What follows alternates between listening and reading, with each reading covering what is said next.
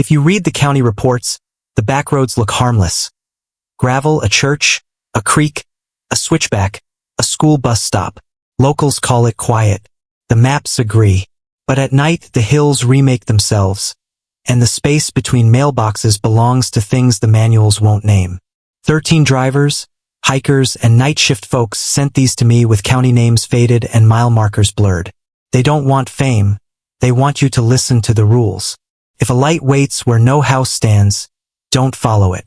If a voice says your name from the tree line, you didn't hear it.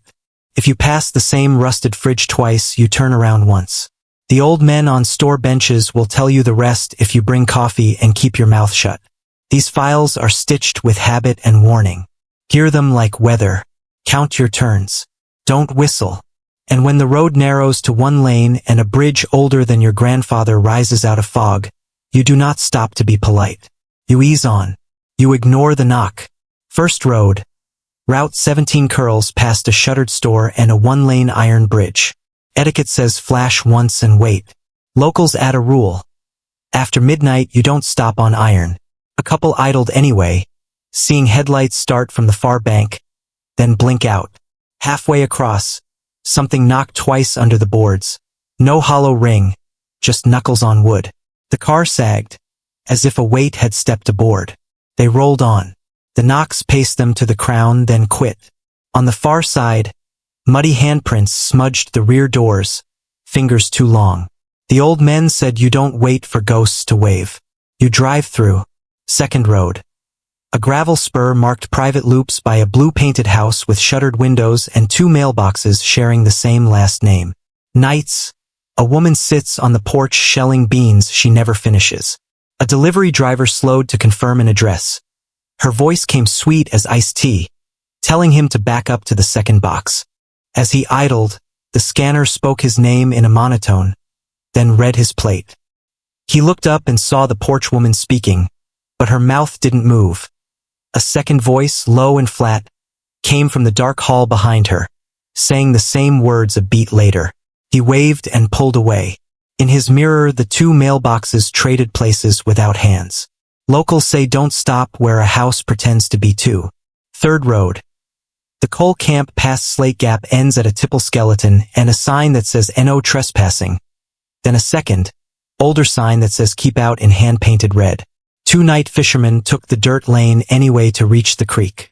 Past the tipple, their headlights caught chalk marks on the asphalt. 3 X's, then an arrow pointing back. They killed the engine to hear the water. A tapping started in the culvert below. 3 pause 1, repeated like a code. The younger man tapped back with his knife on the guardrail. The culvert answered from farther in the hill, deeper, like a table in another room. Both lanterns died together.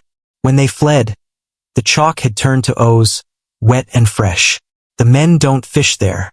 The elders say if stone speaks, keep your mouth shut. Fourth road. 3 miles of blacktop swallowed by kudzu and pine connects a church to nothing but a forgotten cemetery. Teenagers dare each other to count the stones. The count never lands the same twice. One night 2 friends parked at the gate and tallied rows out loud. 27, then 31. On 32 the air tightened, a thunder pressure without storm. The glove box popped and a quarter rolled out, black with tarnish, minted before the county existed. In their taillights, the rows seemed longer, markers thin as pickets, some no taller than a hand. When the driver checked his dash cam later, the footage showed both heads facing forward while their voices counted behind them.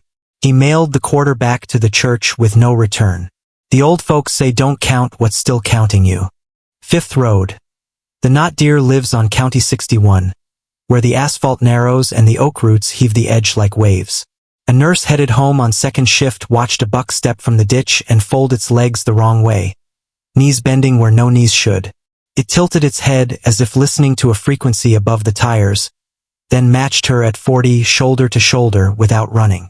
When she tapped the brakes, it didn't flinch. It angled its body and kept pace sideways, hooves skimming gravel without sparks. Her dash lit ABS and then the radio used her name in her father's voice, mispronouncing it like he did when drinking.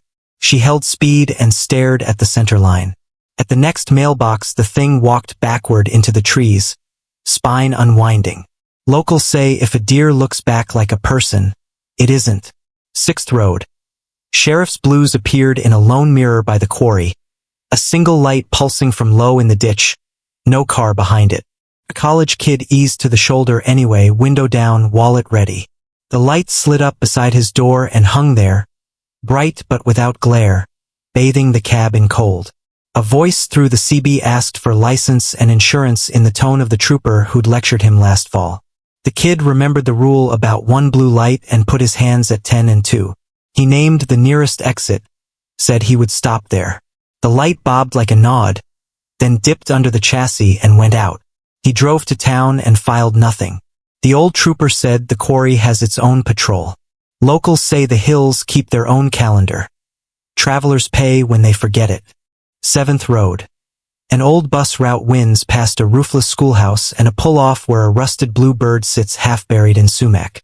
Teenagers dare each other to climb aboard after ball games. The grown-ups say don't. A lineman headed home after a storm stopped to move a fallen limb and heard kids chattering behind him. That bright cafeteria volume without words. In his mirror, condensation traced smiley faces on the bus windows from inside, then wiped away like a sleeve had cleared a circle to look out. The stop arm, long seized, clicked down. Red lens dead but shining with moonlight like blood under glass. The door side, folding a hand's width. A little voice said his childhood nickname, the one coaches used, from just past the steps. He put the truck in gear and eased on. Next morning the limb was gone, but short mud prints ringed the pull-off. 8th Road. A hairpin above Sorrow Creek wears a guardrail that sings when trucks break in rain. Locals know the pitch. Strangers don't. A nurse heading home after midnight heard the metal hum her name in time with the wipers. Syllables drawn long like a choir learning a part.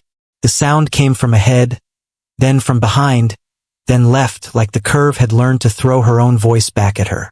She eased to the shoulder before the drop, hands at 10 and 2, and the hum rose into a whistle that matched an old lullaby her grandmother used. From the trees, a small light bobbed at shoulder height, white as a lantern, keeping her mirror full. She lifted her foot. The light pulled alongside the passenger door and tapped twice on the glass without touching it. She stared at the center line and rolled the curve. Steel quieted. The light stayed with the trees. 9th Road. The railroad underpass on Mill Fork feels longer at night than daylight says. Drips count seconds. Someone chalked tally marks along the wall at head height. 5 scored white into soot, starting near the entrance and vanishing into shadow. A mechanic biking home after closing heard a whistle from dead center, low and friendly, the tune everyone whittles without thinking. He whistled back out of habit. The tunnel answered from behind him with the same notes, 1 beat late, like shoes following a step down. He stopped, listening. The chalk at his shoulder gleamed wet, as if a new line had just been drawn to mark him. He rolled out without looking back. In morning, the last tally sat at his height, fresh, a smear down the wall where a cheek would brush. Old men say never whistle in a place that echoes. 10th Road. Laurel Fork splits at a fork that isn't on maps. Left goes to cabins. Right climbs to a dead ridge and ends at a chained gate that's never open. Night drivers report house lights up that right-hand grade. 2 warm squares between trees where no house stands. A logger chased them once after a late shift, thinking a neighbor needed help. The lights rose the hill ahead of him at exactly his speed, always just out of reach, and his radio crackled with his wife's voice asking where he was. Only she was beside him, gripping the dash. At the gate the lights turned into a porch glow and a lit kitchen window, then slid into the woods and went out. His truck clock lost 9 minutes. Locals say cabin lights in the timber aren't yours to visit. 11th Road. 2 crosses mark a switchback above Calf Pen Branch. 1 new cedar, 1 old iron sunk in rock. Truckers on the gravel say a bell rings there without a church.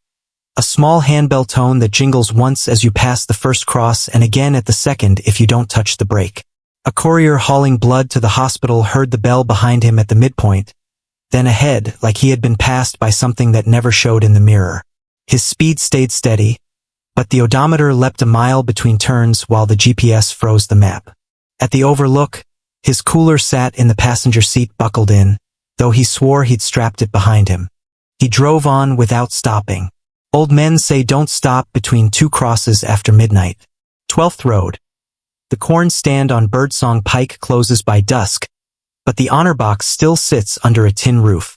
A teacher stopped late to leave dollars and take a dozen ears. As she counted, a shape at the edge of the field straightened from a crouch, straw-colored, small, like a scarecrow a child might build.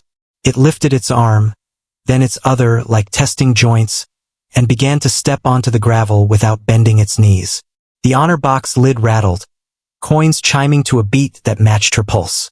Her phone screen lit with a call from her own number, then went black. She left the cash and the corn. In her mirror, the little straw thing kept exactly to the ditch until the church lights started.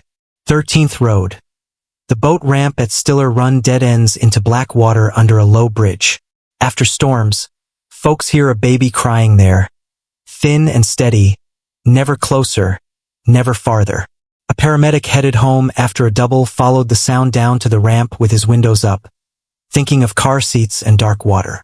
The cry shifted into a gasp that said help, like a voice learning a single word. Something bumped the rear bumper twice, soft as a hand. He kept it in drive and rolled back up the grade without looking.